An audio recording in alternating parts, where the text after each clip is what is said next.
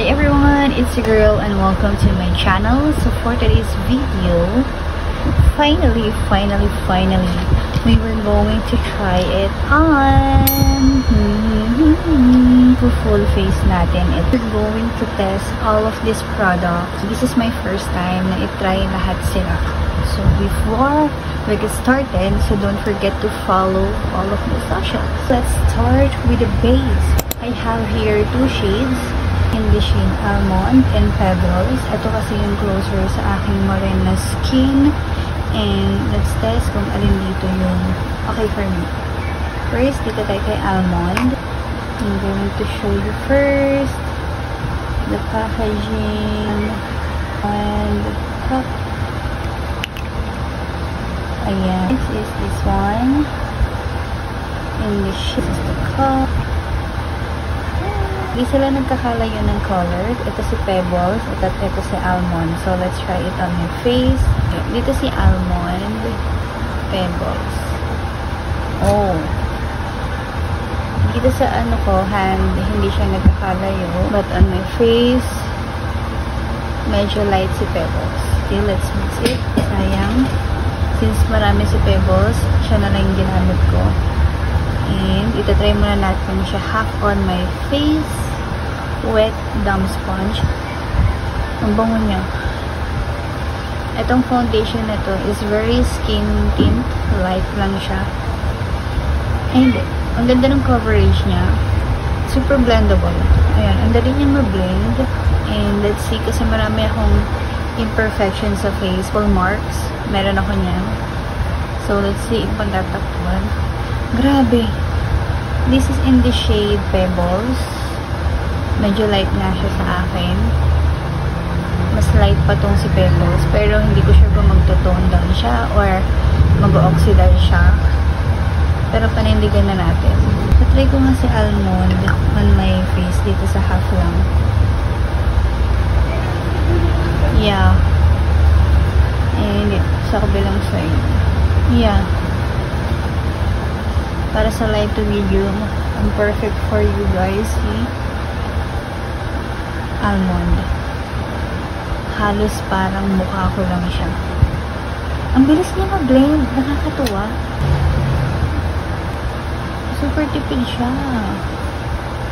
Nalagyan niya na agad yung buong mukha ko. Ang ganda. I like it. Lumalaban. So, nakita nyo ba kung gaano ka-flawless ang aking face? This is in the shade Pebble.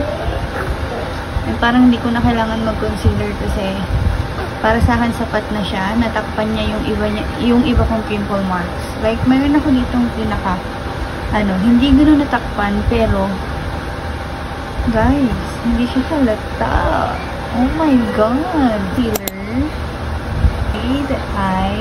Si Custard is feeling ko light siya sa akin. Apply. Oh. Siguro konti na lang kasi yung foundation for me, parang enough na siya na cover niya ang aking mga sumpa. For me, guys, the foundation itself, the foundation is perfect without concealer. Uy, perfect si Custard. Kasi, di ba ang concealer mas lighter ng konti dapat sa shade natin. I have my baby here.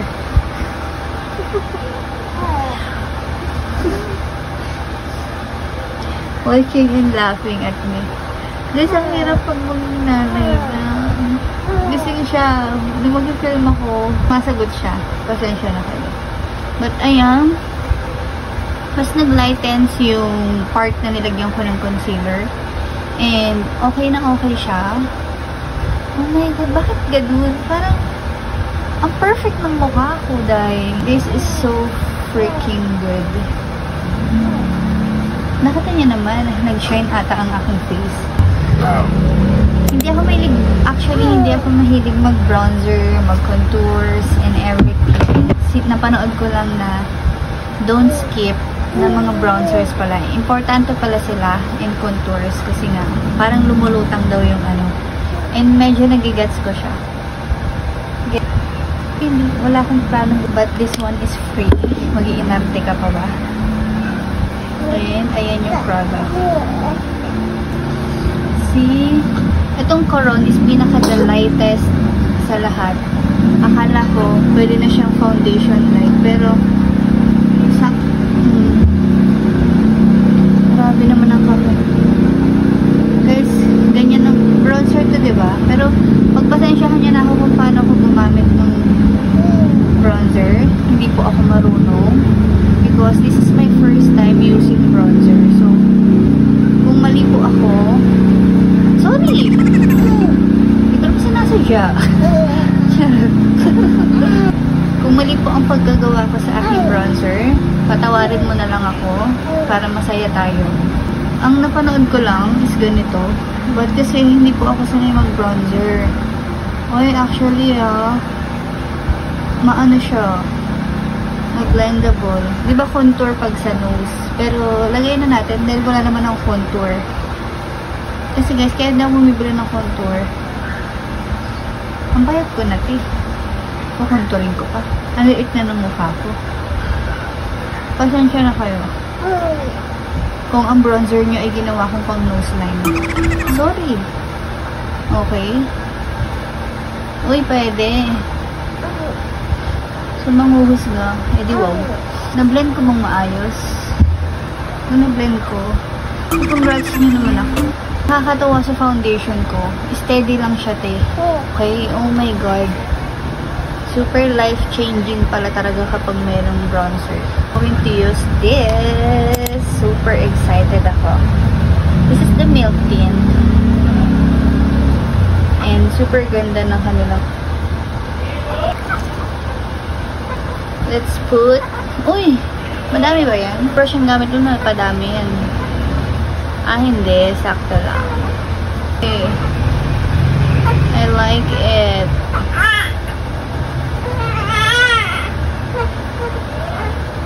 Uy, ang bango.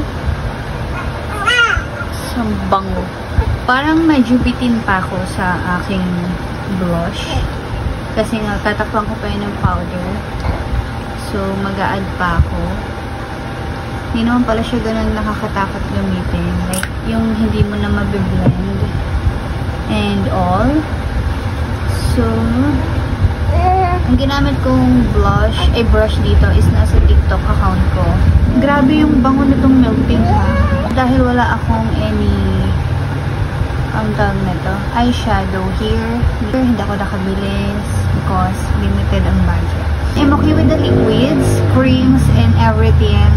So, I think let's proceed na doon sa powder because maglalagay na tayo ng brow products. Powder, alam niyo na yan. This one is Get Ready With Me Powder Rush. And I'm in the shade Lemon. I'm in the shade. Ito yung shade na pinili ko.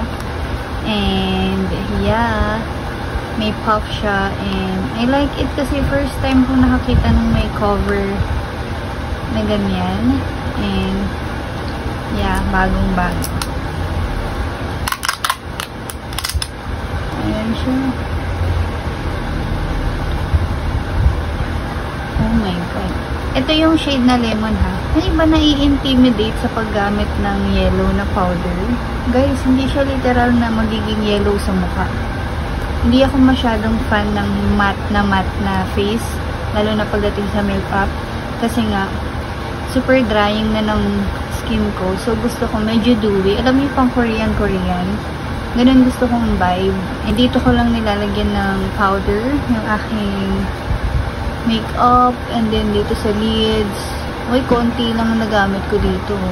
Tignan nyo naman, It really mattifies and brightens my skin. Ganda din. Okay din pala. Akala ko hindi ko magugustuhan tong lemonade. Pero, guys, hindi siya magiging hindi siya yellow sa mukha. See? Ang ganda ng loose powder na to. I like it. Since I have eyelashes on, sayang. Nakapag-eyelashes ako. I have here 2 of the lash boosters. Ito yung lash boosters nila. And, ayan. first ko munang ipapakita sa inyo is itong Lash Boosters Mascara. May ganito pala. And, ayan, may ganyang applicator. Is para siyang may mga buhok-buhok na nakakalat. Natural ba yun? Ganyan siya. So, siguro separate video na lang to. Since I have, pag wala na akong eyelash extension. And this is the volumizing and lifting mascara. Ayan. Wala dapat akong balak bumili nito. But, since nagbili ko siya ng super mura, like, buy one, take one, girl. Let's move on to eyebrow. So, I got this for only 49 pesos. First is, dito muna tayo sa Get Ready With Me Precision. So, ito yung shade na Granite. Tama ba ako, Granite? Oh, this one is perfect for my eyebrows. Kasi guys, kung hindi ako black, ako sa... Ito naman si Brunette. So, let's try kay Brunette. I try it with Brunette. Pwede din to sa akin. Kala ko medyo blonde siya. Pero, at least, wait, yeah, I'm going to apply this on my brows. And I have a messy eyebrows. Hindi ako mahilig mag-ahit. But, yeah. Let's apply this. Oh! Ito yung gusto kong eyebrows, yung hindi, yung pag in-apply mo, pag nag-a-apply ako, gusto ko yung hindi ganun ka-pigment, hindi ganun agad lumalabas yung color, kasi mas naayos ko yung brows ko. Guys, pagpasensyahan niyo na ako sa aking pawis. Uy, gusto ko to. Parang gusto ko pa magpabili nito. Oh my God! I like it. Uy, parang walang tapon sa mga binili ko, ha? And that's good. Ito yung pen. Yan. See? Ito yung taupe. Naman si Ash. Oh my God. Ang perfect naman ng uy, ito. I like it. Dito ako pinaka-excited, guys. Brow Lift Pro. Ang ganda ng packaging. And laminate broom. Apply this on my... Ang bango! Oh my God. Na-inlove ako. Parang gusto kong bumalik. Ito ay broom. Broom ba? Guys, perfect siya sa mga habang sa kalat-kalat na na kilay. Tingnan niyo naman yung kilay ko. I like it. Shit. I love it. Walang tapon sa akin. Gusto ko pang bumili kasi ito naman yung oy, shit. Talaga naman. Oh my God. Talaga.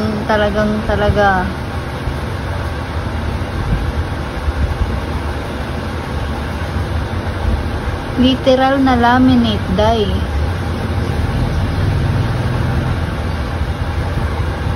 Oh my God. Hoy, first time ko to. Favorite. Add to cart nyo yan. Super nice. I love it. So, this is the lip contour.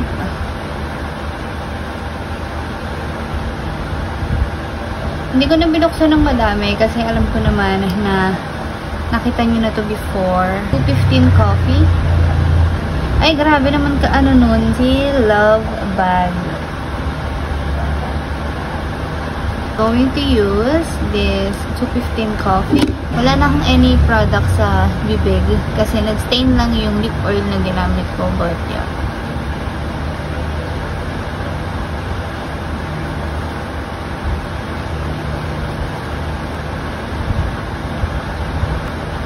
Ang ganda nito kapag lipstick ko. This is on my lips kapag naka-line lang siya. And let's try further. For me, ang dali niyang i-glide. But nung napanood ko, hindi daw. Tignan niyo na how smooth. Kapag hug full lips. Kayo ang humusga. And last but not least, ready with me na Life Proof Fixing Spray. Dalawang kineme dito. Oh my god, I can't believe local brands to. Worth it siya for me. Para sa akin na super vegetarian, like para sa akin mahal na siya. Pero kung business owner ka, malalaman mo kung bakit siya mahal at kung bakit ganun yung mga pricing nila. For me, it's reasonable. Ang ganda eh. Ang ganda ng outcome. If you are morena or if you are light to medium, perfect for you guys. At hindi siya nag-oxidize for me. Ganun pa rin siya. Mula nang in-apply ko kasi almond is perfect for me. Mukha silang same lang sa bottle. Mukha din silang same nung sinwatch ko dito sa aking kamay. Pero when you apply, mas lighter si Pebbles. So, perfect na perfect sa ating mga light to medium or morena talaga is si almond. Huwag na nating ipilit si Pebbles. Si Pebbles naman magagawa ng paraan if magko-contour ka pa, kung mag-bronzer ka pa. Kaya pumantay siya sa aking leeg. Pumantay sa mukha ko. Pumantay yung mukha ko sa aking leeg. It's because of the bronzer. Ayun pala yun. Sa concealer, perfect din to. Kasi kung kung concealer girl ka, kung ayaw mo nang mag any product or ayaw mo mag foundation, the shade custard, if you are morena, kung concealer lang ang gagamitin mo, i-tone down mo ng konti, sunin mo na shade. Much better. Okay? Kung yun lang naman yung gagamitin mo, huwag si custard. Kasi si custard is medyo the lightest. The light siya for morena. Kung for the bronzer, this is my first time using bronzer. Actually, pag-aaralan ko pa to for Kung mali man ako na pag-apply dito, pasensya na talaga kasi hindi ako masyadong nag-bronzer. Free nga lang to eh. Hindi ito yung intention ko na bibilin ko. And yeah, for me, Coron is perfect for morena girl. Nag-match naman siya. Akala ko kasi sa Coron, ng mga napapanood ko ng mga swatches dyan, sabi ko si Coron parang na siya, parang foundation looking na siya. Like, yung sa ba't parang ganun yung itsura niya. Pero in person pala kapag sinuwatch ko siya, like, as you can see, this is my hand, and ayan. Ayan siya pag sinuwatch mo. Kala ko, for morena girls, parang light na yun. Parang magiging foundation na siya. So, that's why, ayun. Okay to. For me, it's good for me. Nakatulong ang bronzing. And, totoo nga, kay Miss Pau ko pala yun napanood na kung magpa-foundation and everything ka, use bronzer para hindi maging lutang. Powder muna tayo. Sa powder, guys, of course, ang pinaka-favorite ko kasi na powder is si Nichido. But this one, the powder is super fine. Like, akala ko, di ba yellow siya? Hindi naman siya nag-brighten up nga yung aking under eyes using this powder in the shade Lemonade. Hindi siya masyadong, mabenta ba ito sa market? Yung shade na to. Kasi parang ang mabenta sa market nila is si Bright and Pink at saka si Cream Puff. But, ito kasi yung pinaka-list na naubos dun sa warehouse. So, feeling ko, hindi ito yung mabenta. But, Lemonade is good. In-apply mo siya, akala ko nga din mag-yellow siya sa aking face and all. But no. This one, and Milk Tint. Kaya naman pala favorite ng lahat to. Kaya naman, ito yung pinakaunang-unang products ni Miss May. Yung kanilang Milk Tint. Dito sila si Makeup Dow. I got in the shade 100% Sugar. This one is good. It's buildable. And buildable and super blendable niya. As in, ang dali niyang i-glide sa face. Super bango pa. And look at my blush on. For the lashes, I don't have any comment muna dito sa lash because hindi ko siya nagamit ngayon. But for me, excited akong itry yung primer and then the lash kasi nga ang problema ko kasi sa aking lashes is medyo numipis na siya sa kaka-eyelash extension ko. And numipis at saka parang umikli na kalbo ganun. So let's see if mag-work on to after matanggal ng aking lashes. The brows, oh my god, This one is perfect. One of favorite ko na siya. Look at my brows.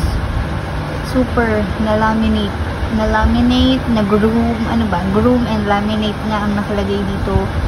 It's nice. This is what I like sa aking brows. And it's good. Pencil brows. Pen brows. I like it.